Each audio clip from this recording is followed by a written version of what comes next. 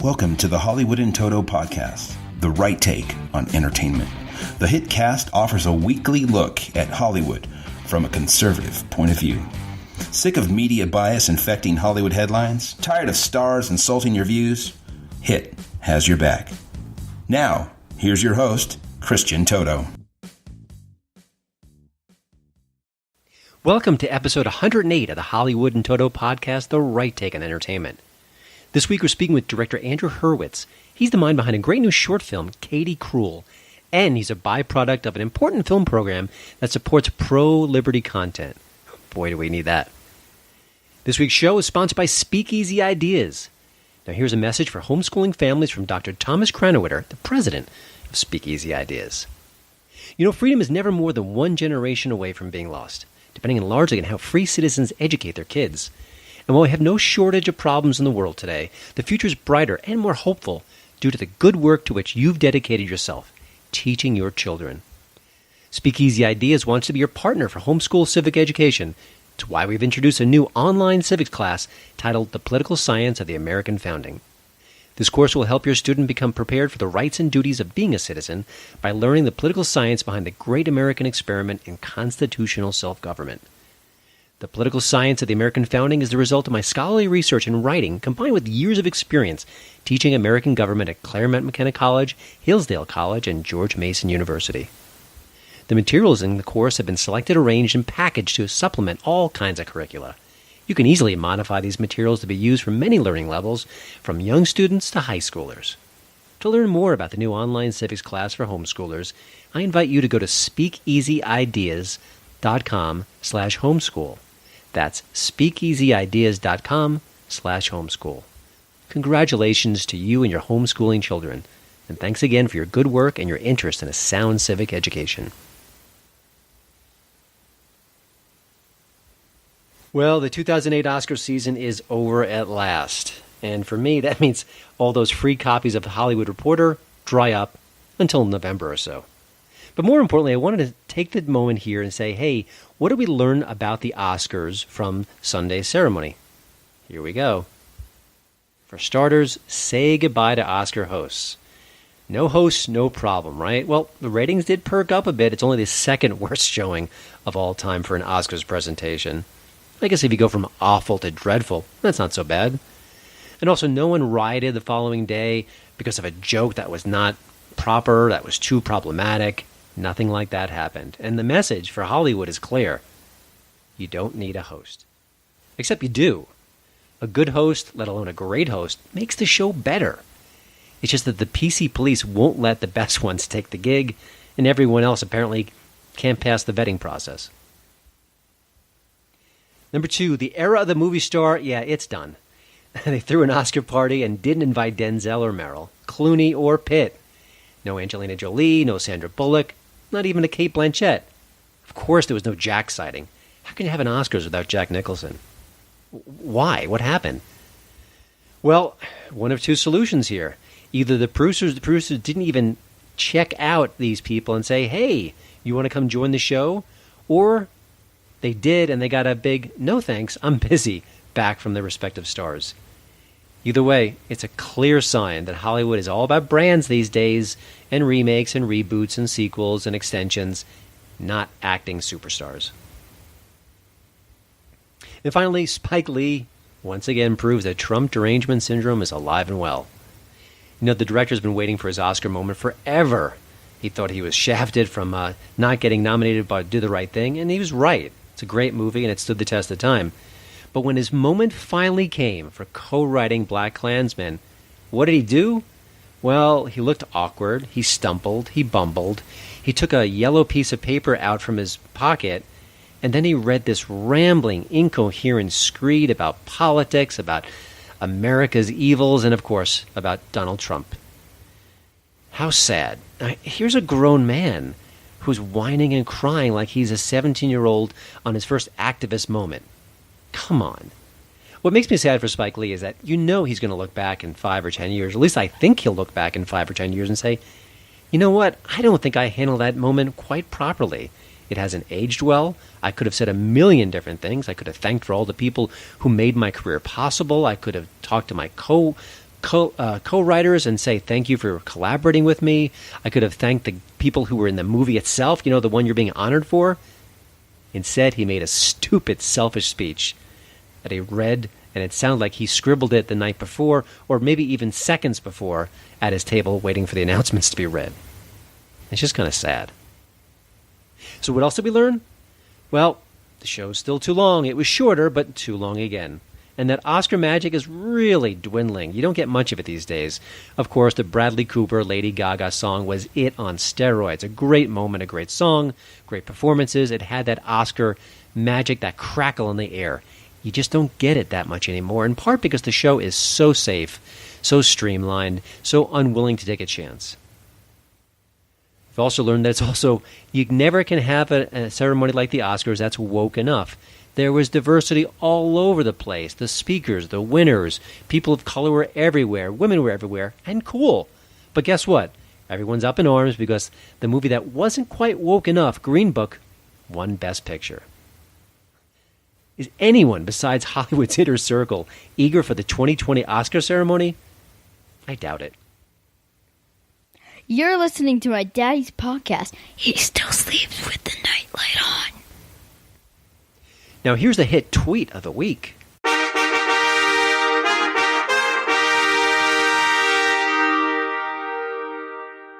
Tom Arnold, he's back, and he's still on Twitter. He's also employable, despite his string of hate messages on social media that would have crushed a right of center star's career by now. Not Tom. He keeps on keeping on, and this week he took aim at Van Jones. Why? Well, the liberal pundit made a sin. He appeared at CPAC talking about prison reform. He reached across the aisle, and that's a no-no to the resistance. You just can't do that. Other side just ain't human, and for that, he must be punished. Right, Tom? Here's Tom's tweet. Van Jones better be at CPAC to fight one of those idiots. Old Tom has taken that whole punch a Nazi meme a little bit too far. I'm Patrick Kurelchi. And I'm Adriana Cortez, and we're the hosts of Red Pilled America, a new storytelling podcast. Red Pilled America is not another talk show covering the day's news. We are all about telling stories. Stories Hollywood doesn't want you to hear. Stories the media mocks. Stories about everyday Americans that the elites ignore. You could think of Red Pilled America as audio documentaries, and we promise only one thing: the truth. Visit the iHeartRadio app right now to listen to Red Pilled America. My hit tip of the week is Junebug. All the way back in 2005, we didn't know who Amy Adams was. Junebug changed that. She's not the star of the movie, but she is a critical part of it for sure. The film follows an art dealer played by Embeth Davidtz, who travels to North Carolina for work, but also to see her husband's family. Guess she hasn't had extended time with them, and now it's time to check them out. And of course, Amy Adams plays one of the family members, one of the more interesting ones, I'll just put it that way. Junebug is a really good movie. It's smartly observed, it's droll, it's interesting, gets your attention and keeps it, but it's Adams who really stands out in this pack of talented stars. She earned an Oscar nomination for the part, didn't get it, but it announced that, hey, here's a major new star on the horizon. And of course, she won a couple more Oscar nominations since then, and I'm pretty sure she's going to win one outright one day. And I think that's just a matter of time, probably sooner than later. Today, she's part of the rarefied air of the Hollywood A-list. She's a superstar. She deserves to be. But we got a peek at it, by watching Junebug. Junebug is available right now on Netflix. You're listening to the Hollywood in Toto podcast, the right take on entertainment. Now let's get to this week's HitCast interview. Short films don't get a lot of love from the masses these days. And it's weird and a shame because don't we all sit around our computers and laptops and smartphones and watch YouTube videos? What are they? They're just short films. Some are very short, but we have the patience to watch short films. Why don't short movies get more love? But this one in particular kind of grabbed my attention. It's called Katie Cruel. And it feels like a feature film, both in the acting and the quality and the production, and also the intensity. It follows a young woman in the late 1800s who is dominated by the men in her life. It's a pretty tough situation. But along comes a stranger from out of town, I guess you could say out of country, and suddenly she has a new perspective on her future. The director here is Andrew Herwitz, and he also co-wrote the script, and he's part of a fascinating program from TalNexus.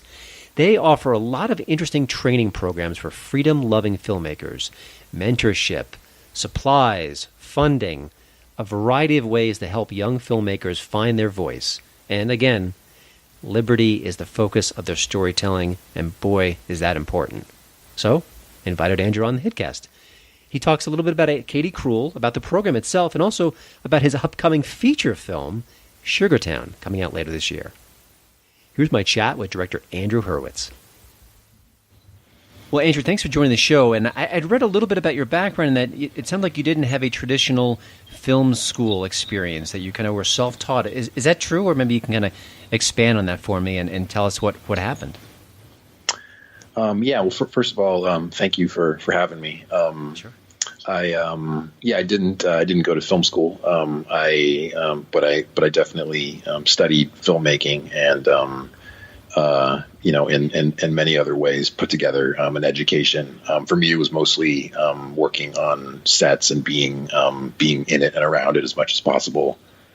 Definitely making movies from a young age was an important way to just kind of get a handle on it. And then just continually watching movies and listening to interviews and just trying to absorb it from as many angles as possible, just constantly. So that's been my education. And this is a corny question, but I know for filmmakers, they often look to established directors or particular films that really inspire them, kind of inform the way they see the world. Were there any films like that for you, or any directors that you can kind of point to? I think when I started out, when I first decided I wanted to be a filmmaker, which was pretty young, I was around 12 or 13.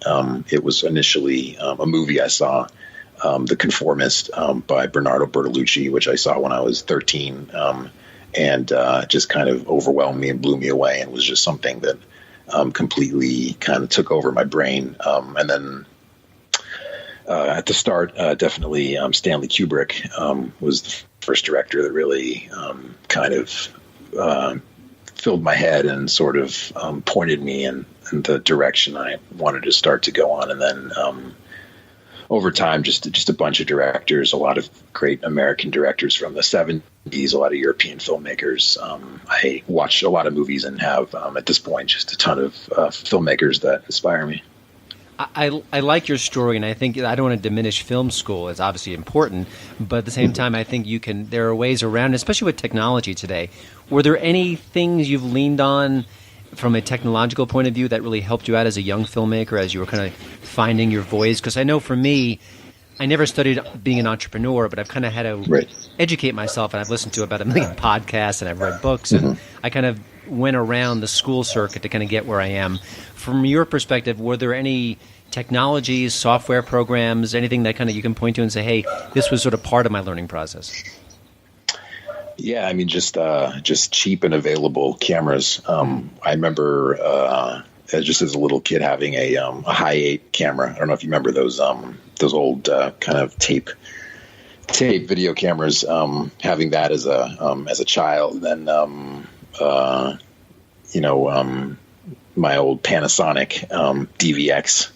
Again, just some kind of cameras that a couple years ago or 10 years ago were very cool and cutting edge. And then DSLRs after that. And I just think, the tools were always pretty darn easy to get your hands on. I guess for me, it definitely became and is increasingly clear that since the playing field is so leveled and there's so many points of entry for so many people to tell stories, then the thing that becomes really important is that that you have a story to tell, and that you find the thing that only you can do, because there's a lot of people, and I think in my generation that just have grown up with the tools and grown up with access to movies, and so they just sort of have a handle on how to cut a scene together and how to tell a story visually, and that's that's sort of a more common skill set to have. And so just really having a voice, I think, is the thing that comes into focus as being, that's what's really important. Well, let's talk a little bit about your voice and more specifically your short film, Katie Cruel.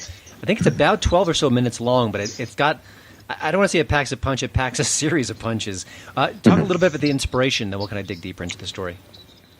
Yeah, it was a character. The movie is set in the past, and it is a kind of an American myth. And the character came many years ago, just based on kind of where I was. I was in Finland, where my mom is from, and I was in the country in kind of a rural situation, reading books, and the character kind of emerged in my mind, and then the desire to tell kind of a biblical, kind of primal story of family and violence and redemption just kind of began to form itself in my head. And then back in 2016, I moved to Los Angeles from San Francisco, my hometown, and got involved with an organization called Taliesin Nexus, and they had what was then called the Liberty Lab for Film, which is now the Smash Cut Film Lab, and they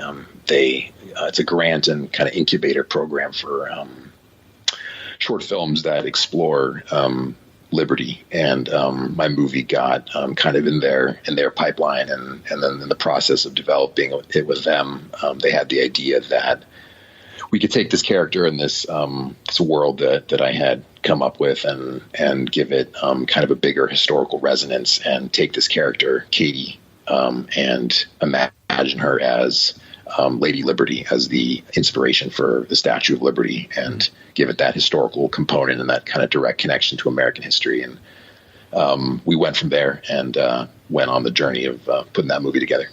When you think about the short, there's certainly violence in it. It's pretty intense. And there's been a lot of debate in our culture, when do you show violence, when it's too much, when you pull back, what happens off screen and on screen. Talk a little bit about your approach here, because you need that violence. From my perspective, you can't have the story without that violence. It's all part of the organic nature of it. But as a filmmaker, talk about how you applied it, where you put the brakes on, and where you kind of went full speed. Yeah, I mean, at the origin of it all, I always wanted it to be for the violence to be kind of a very, very primal and deep expression of how the character essentially expresses herself and declares her identity and carves out her path. So I knew I wanted it to be big and emotional and central to her and who she is and who she becomes as she pursues her freedom. And then I think in the process of actually planning out the movie and finding its voice and its style and its kind of internal, logic of this world, it became just important to, I think, to just try and make it real, so that there's a lot of ways, and obviously, to stage violence, and we just wanted to keep it very, very connected to the character and connected to a sense of authenticity of what it would be like to actually, use a shotgun in 1871, and to kind of let the material speak for itself, and not to build up the entire experience through the character's journey, and let the violence come from her, and not try and stylize it beyond that. Gotcha. No Tarantino-esque flourishes here, that's for sure. Yeah. We just had the Oscars, and obviously the giveaway Oscars for Best Short Film, Best Animated Short, and I think there's often a disconnect because the public at large often hasn't heard of these movies, and it doesn't diminish the talent or the expertise behind them, but I think that the average moviegoer may not get short films. So as a filmmaker, as someone enmeshed in this world, talk about what the short film means to both you and also sort of maybe the culture at large. Yeah. I've always been pursuing features. So the honest answer for me is that I've always just been itching to make features, and the short for me is kind of just an impression and a taste of what a bigger story could be. I think, honestly, I think it's a good question. I'm not, I think that it's kind of a limbo, I think, for filmmakers with shorts, because that's sort of that's the path that we are kind of urged to take, and that seems like the most accessible way, just to start making stuff. But I think there really isn't not yet kind of a functioning infrastructure for really making short films matter to audiences and finding a way to really put them in front of people. I think that is something that will get built and maybe is getting built. We're lucky with Katie Cruel. They're launching it. Taliesin Nexus is launching it on their publishing platform, Cinder Cube. So that is an endeavor that's sort of trying to get short films in front of people in a meaningful way. I think that that's something that needs to be built and maybe hasn't been built yet. Yeah, it's interesting because I feel like the landscape is ripe for it, because we all watch YouTube and Vimeo clips, and we're ready for smaller content that's more accessible and kind of bite-sized in a sense. But and then, of course, it's a calling card for you. If you're going to any sort of studio or meeting with people, you can say, hey, look at my short film, and they get a quick impression of what your visual composition, what you can tell with the story, things like that. So from once you've got a Katie Cruel in the can, is it promoting it on the film festival circuit? Sort of, how do you kind of use that to kind of advance your career specifically? Yeah, I mean, for Katie Cruel, definitely the first focus was getting it into film festivals, which is another kind of interesting and exciting and often ambiguous landscape. It's not always clear exactly what you are looking for from that. But I think for me, the experience was just a lot about being able to put it in front of audiences and being able to ultimately do what the job of a filmmaker is, which is to entertain people and to put something in front of people and get them to be engaged and to fill their head with a vision for a certain period of time. I mean, I think you get those laurels from film festivals. They'll literally email you your laurels, and that can't be it. I mean, that can't be the point. It's just to have this sort of graphic that you stick somewhere. I really think it just comes down to, and I think when I think about, in my opinion, really taking control of your career and trying to really launch yourself in a very complex business.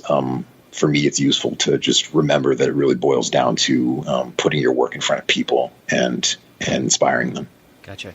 Filmmaking is really a tough business. I talk to so many established filmmakers who still struggle day after day to get get the funding, to get the actors involved, to get the production all in line. Has there been kind of a low point for you as a young filmmaker? And conversely, just to balance things out, what's been sort of a real high point for you to kind of give it an equal measure? I think the lower points were just when I was younger and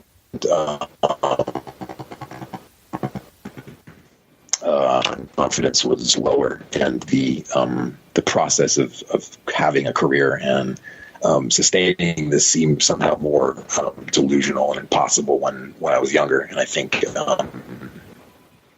just because it's hard to get a movie made that is its own sort of marathon, and then getting it made sort of is just the beginning of the real work of getting it to an audience and building some momentum from it so that you can move on to the next thing and make this whole process, which consumes all your time and energy, making it sustainable and profitable.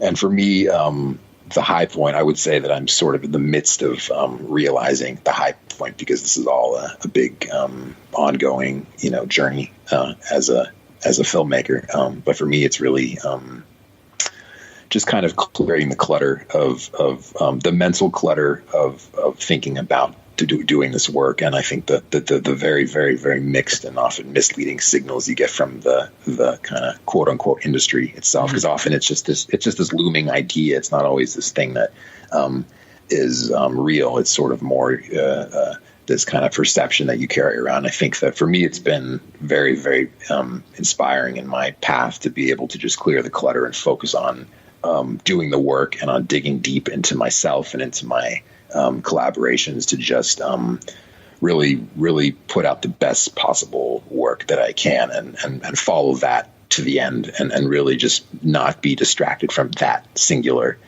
task. And imagine it's a filmmaker, so someone may kind of blow smoke your way and say, "Oh, you're the best," or you might get sort of an accolade or a laurel, as you mentioned, and then there's that can be a distraction from the, hey, I've still got work to do. I've got to get the film out there. I've got to prove myself.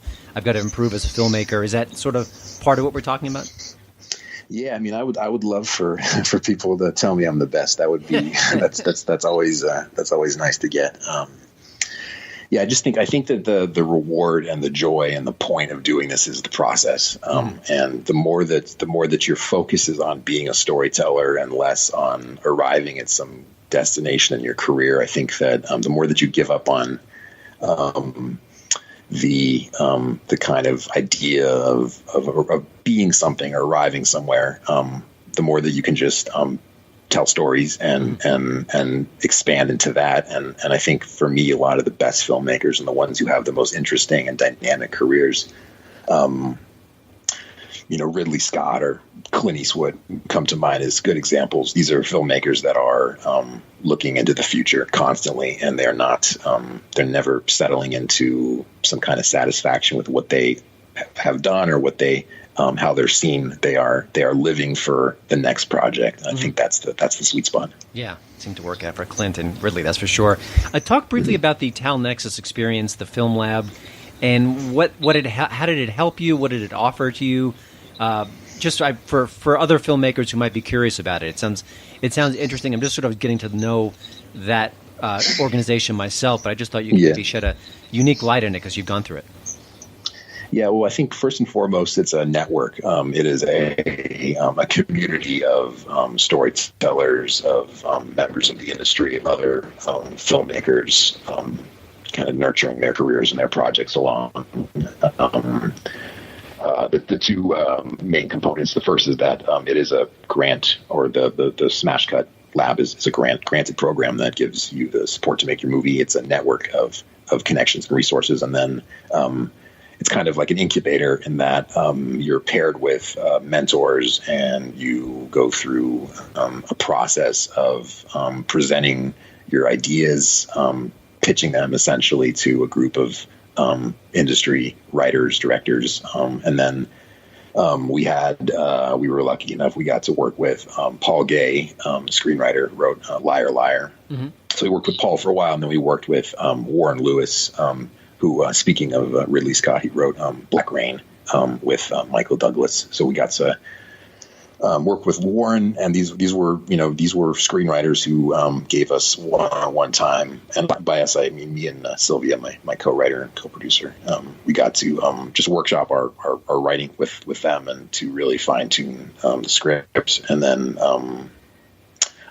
make the thing. Yeah. Interesting. And one of the things I want to talk to you about before we wrap things up is Sugartown, your first feature-length movie coming out later this year. I want to read the tagline so people listening can get a sense of it, but I want to maybe expand a bit. A man and a woman are compelled by a mysterious higher power to lose themselves in each other. Now, I'm interested. Give me a little bit more. Yeah. This may be kind of thing where you can't talk about it too much, but you got to give us a little more to kind of whet our appetites.